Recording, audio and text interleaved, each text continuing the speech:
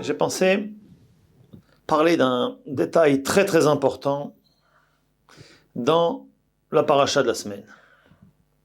La paracha Lech Lecha, qui parle essentiellement de Avraham Avinu. Mais pour bien comprendre notre sujet, on va passer à une question qu'il y a, une remarque que l'on peut faire dans la paracha de la semaine prochaine, la paracha de Vayera. Et ensuite, on reviendra sur notre paracha, la paracha de la semaine, paracha Lech Lecha. Dans la paracha de Vayera, on s'aperçoit que lorsque Hachem veut détruire la ville de Sédom, suite aux fautes qu'il y avait, la Torah nous dit, Vayomer Hachem, Hachem dit, Amechase ani me Avraham, asher ani oseh, je ne peux pas détruire Sédom, je ne peux pas mettre en pratique ce que je veux sans avertir au préalable Avraham. Encore une fois, on voit que Avraham Avinu, Hachem, ne se sent gêné d'agir sans prévenir au préalable Avraham Avinu. Et la question qui se pose, mais de qui on parle? D'Hachem. Et de l'autre côté, de qui on parle? d'Avraham? Où a-t-on vu déjà qu'Hachem s'empêche, se sent gêné d'agir sans avertir, sans prendre conseil, sans informer, tout d'abord, un être humain? Eh bien, oui, en effet, c'est quelque chose d'étonnant. Mais la réponse est la suivante. C'est qu'Avraham Avinu a atteint un tel niveau spirituel. Avraham Avinu a tellement investi dans le respect de la parole d'Hachem qu'Hachem se sent redevable envers lui de l'informer de ses plans. Oui, on dit dans la Hamida, dans la première bracha, Baruch ata Hashem, Magen Avraham. Tu es celui qui protège Avraham. On ne dit pas Magen Yitzhak, on ne dit pas Magen Yaakov, bien que nos avot étaient des géants. Mais Avraham Avinu, c'est lui qui a mérité Bechachot Min. Comme nous dit la Gemara, il a mérité que la première bracha, il y soit prononcé. Magen Avraham. Pourquoi? Parce que c'est le premier qui a diffusé l'amour d'Hachem. C'est le premier qui a diffusé, bien entendu, c'était pas toujours très facile pour lui, le premier qui a diffusé la connaissance et l'existence d'Hachem, du Dieu du monde, du Créateur. Donc, il a mérité qu'Hachem ressente si on peut s'exprimer ainsi, une profonde amitié vis-à-vis d'Avraham Avinu. Et c'est la raison pour laquelle, avant de détruire la ville de Sédom, il va chez Avraham Avinu et lui dit voilà ce que je pense faire, qu'est-ce que tu en dis? Et là, Avraham Avinu commence à prier, mais on ne va pas s'attarder sur cette partie de la paracha, puisque c'est pour la semaine prochaine. Mais, dans cette paracha, donc, on va s'attarder sur le comportement d'Avraham Avinu, et on va voir le pourquoi de ce que l'on a vu à propos de la ville de Sédom. On va comprendre comment est-ce qu'un être humain peut obtenir de la part d'Akadosh Baruch Hu une telle, si on peut s'exprimer ainsi, une telle amitié. Aujourd'hui, tout le monde, et de tout temps, tout le monde a des requêtes, tout le monde a eu des requêtes vis-à-vis d'Akadosh Baruch Hu. Toutes sortes de problèmes, de soucis. On remarque de nos jours qu'il y a toutes sortes de ségoulottes, toutes sortes de choses qui peuvent permettre d'être exaucées. Et personnellement, je pense que ce que l'on va voir là, c'est le meilleur moyen d'obtenir gain de cause de la part d'Akadosh Baruch Hu.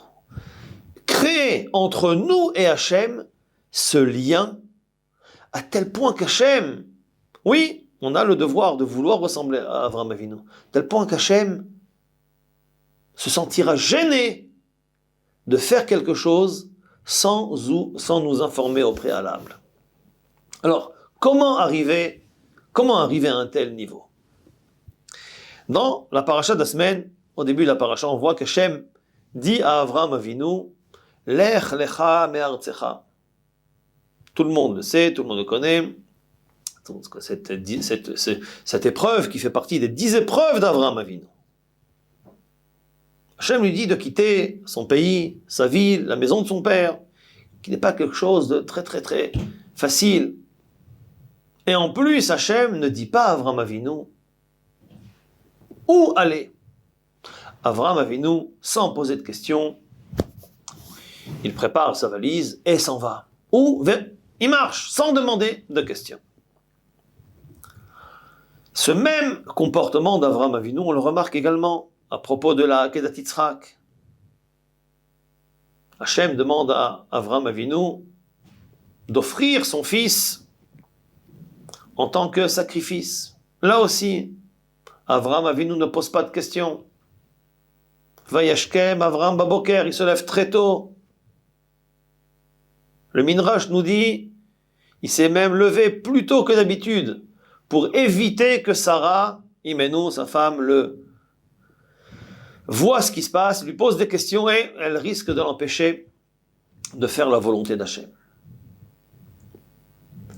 Lorsque Avraham Avinu voit que Ishmaël a un mauvais comportement, il y a une discussion entre Avraham Avinu et Sarah, est-ce qu'il faut renvoyer Ishmaël ou pas? Hachem dit à Avraham Avinu, Kol asher tomar elecha Sarah shema bekola. Fais ce que Sarah te dit. Et là, Avraham Avinu baisse la tête et on renvoie Ishmaël de la maison. Bien qu'il n'était pas d'accord. Encore une fois, on voit ici la soumission d'Avraham Avinu. Cette acceptation de la parole divine sans discuter. Encore une fois, on voit à la fin de la paracha de la semaine, la Hakeda, bien entendu, c'est la semaine prochaine, mais c'est ce comportement que l'on remarque chez Avraham Avinu tout au long de son existence, depuis l'âge de 3 ans jusqu'à l'âge de 175 ans, l'âge auquel il quitte ce monde. Hachem demande à Avraham Avinu de faire la Brit Mila à la fin de la paracha. Avraham Avinu également. Et une fois encore, il fait la Brit Mila pour lui et de son fils Ishmaël. Be'etzem hayom hazeh, nous dit le pasuk, en plein milieu de la journée, pour bien montrer à tout le monde que il obéit à Akadosh Baruch Hu. Alors, de ces 4-5 exemples, on voit et on doit apprendre quelque chose de très très très important dans notre service, dans notre accomplissement des mitzvot et dans la vie de tous les jours. Assez souvent, et d'ailleurs c'est la raison pour laquelle Hachem nous a donné ce cerveau pour réfléchir, c'est vrai, mais assez souvent on utilise la réflexion, on utilise notre cerveau à mauvais escient. Et parfois, non seulement c'est un mauvais escient, mais c'est pour aller contre la volonté de la Torah. Il y a énormément d'exemples dans les Midrashim où l'on voit que c'est quelque chose qu'il faut à tout prix éviter. La Gemara dans Masechet Chulin rapporte le pasuk du Teilim, Adam uvehema toshia Hashem. Le pasuk nous dit, toi Hashem, tu es celui qui sauve l'homme et l'animal. Adam ou Vehema Toshia Hashem. Et les Chachamim, sous-entendu, demandent la question, mais on comprend qu'Hachem, il protège l'homme. On comprend qu'Hachem, il protège les animaux. Comme c'est marqué, l'Ivne Orev, Asher Yikro, il donne la nourriture aux plus petits des insectes et aux plus grands des animaux. Et aux êtres humains également. Mais dans le même verset, mettre l'homme, l'être humain, au même pied d'égalité que l'animal, Adam ou Vehema, tu sauves Hachem, il y a quelque chose qui se cache derrière les mots de ce passouk, les mots de ce verset. Et les Chachamim nous apprennent que, en fait, le vrai sens de ce passouk, alors le sens simple, c'est qu'Hachem, il sauve, il protège toute sa créature, les hommes, les êtres humains. Mais les Chachamim nous disent qu'il y a quelque chose de profond ici. Adam ou Behema Toshia Hashem. Comment est-ce qu'un homme peut être garanti, il peut avoir la garantie, être certain de mériter la protection d'Hachem? C'est lorsqu'il se considère comme un animal. Im mesim Adam et atzmo ka behema. Alors Toshia Hashem. Donc on a dit, le sens simple, c'est Hachem, il protège les animaux, les êtres humains. Mais le sens caché du verset, quand Hachem garantit la protection d'un être humain, et c'est lorsqu'il se met au même niveau que l'animal. Qu'est-ce que l'animal a de particulier? L'animal ne discute pas. On lui dit d'avancer, il avance. Il veut pas, hop, on lève le bâton, il avance tout de suite, il a peur du bâton. Un animal ne discute pas. Il n'a pas le cerveau qui lui permet de discuter les ordres de son maître. On lui dit de faire, il fait. Lorsqu'il est fatigué, il s'écroule par terre, on ne peut plus rien faire. Donc les Chachamim nous apprennent de ce passouk. Comment mériter, comme on a dit tout à l'heure, l'amitié et d'être exaucé par Hachem? C'est lorsque l'on se met au même, on se compare à l'animal. On ne réfléchit pas, on accepte la tête basse tout ce qu'Hachem veut de nous. Encore faut-il étudier et connaître la volonté d'Hachem, ça c'est la première étape. Mais lorsque l'on veut être exaucé, le meilleur moyen, la meilleure ségoula, la meilleure garantie, c'est Adam ou Behema Toshia Hashem. Comme on a vu à propos de notre père Avraham Avinu. On lui dit Lech Lecha, il s'en va. Il ne demande même pas dans quelle direction, nord, sud, est, ouest. On lui dit d'offrir son fils. Il ne pose pas de questions. Il se lève le matin, Vayashkem Avraham Baboker. Et il fuit sa femme pour qu'elle ne lui pose pas de questions. Il a de la peine pour son fils qui se conduit mal à la maison. Sarah veut le renvoyer. Hachem lui dit, écoute, ta femme, Shema Bekola. Il baisse la tête, il écoute. On lui demande de faire la Brit Mila à un âge très avancé. Il fait la Brit Mila de son fils, en plein jour. Et on le verra la semaine prochaine, au 3e jour de sa Brit Mila, il baisse pas les bras. Bien qu'il se sent très faible, très fatigué, il reste à la porte de sa tente avec une très grande chaleur pour encore rapporter des gens vers la connaissance de Dieu. Adam ou Behema Toshia Hashem. Lorsque l'on se comporte de cette manière, on accomplit la volonté d'Hachem avec tous nos efforts possibles, bien entendu, sans réfléchir, sans poser de questions, on devient l'ami d'Akadosh Baruch Hu. On devient l'ami d'Hachem. On devient son associé. Et Hachem n'osera pas, comme il le dit lui-même, est-ce que je peux me sentir bien si je n'informe pas Avraham Avinu de ce que je vais faire à Sédom? Non, je ne peux pas, je vais l'informer. Et Hachem l'informe.